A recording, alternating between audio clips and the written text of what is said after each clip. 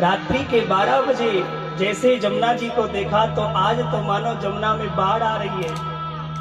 हिलोरे ले रही थी, उछल उछल के नाच रही थी। जमुना जी को पता चला मेरे स्वामी जी आ रहे हैं, मेरे जगन्नाथ जगदीश जगत नियंता जगत पालक जगत आधार आ रहे हैं, तो क्यों ना खुशी मनाएगी। जमुना जी तो नाचने लगी, उछलने लगी।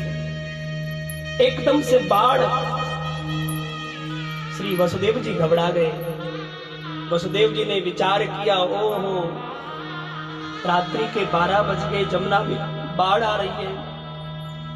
यदि जमुना जी ने मुझे रास्ता नहीं दिया और रात समाप्त हो गई और कंस को पता चल गया तो बड़ा अद्भुत अनोखा हो जाएगा। नहीं नहीं, प्रार्थना की है जमुना जी जरा रास्ता दो। अब जमुना जी रास्ता नहीं दे रही।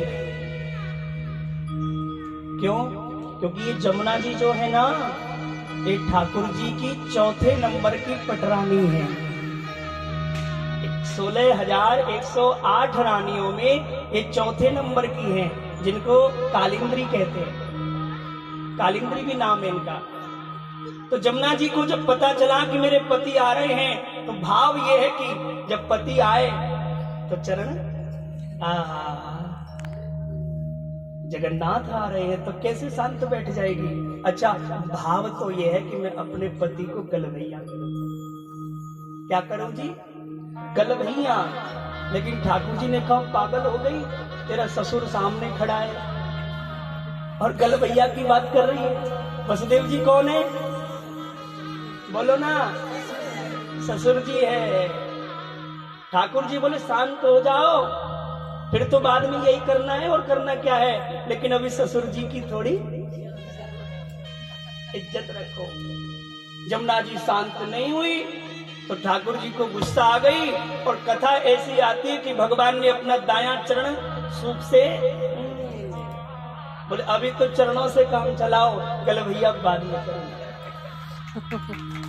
और कथा ऐसी है, जमुना जी ने जैसे ही ठाकुर जी के चरणों का दर्शन किया, एकदम से आई और चरणों का प्रक्षालन करके गुट्टू गुट्टू हो गई, एकदम शांत हो गई, शांत हो गई। मानो चरण दिखाए भगवान ने और चरणों को देख करके कालिंद्री लज्जित हो गई है, शर्म के मारे झुक गई है। जिस जमुना में अभी इतनी जोर जोर की बाढ़ आ रही थी, वो जमुना एकदम शांत हो गई।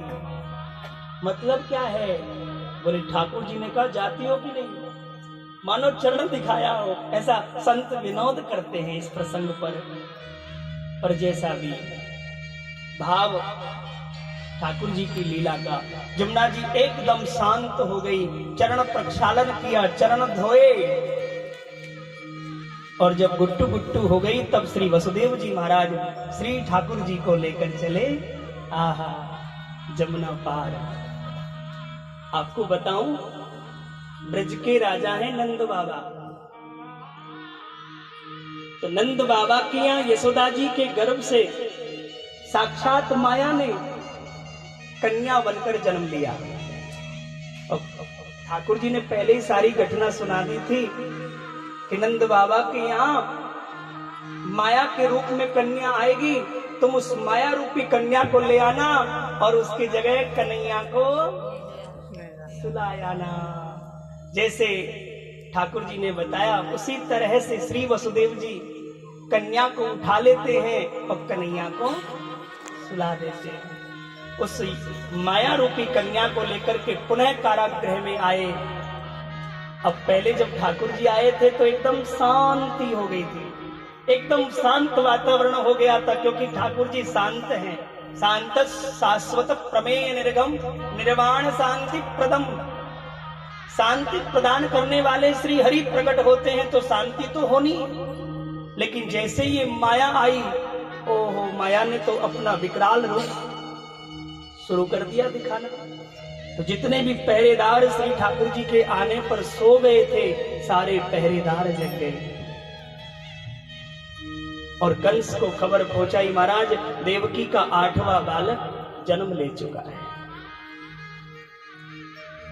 आपको सच कहूं, कंस आया, पहले तो देखा देवकी की गोद में उस कन्या को, तो एक बार तो कन्या समझकर छोड़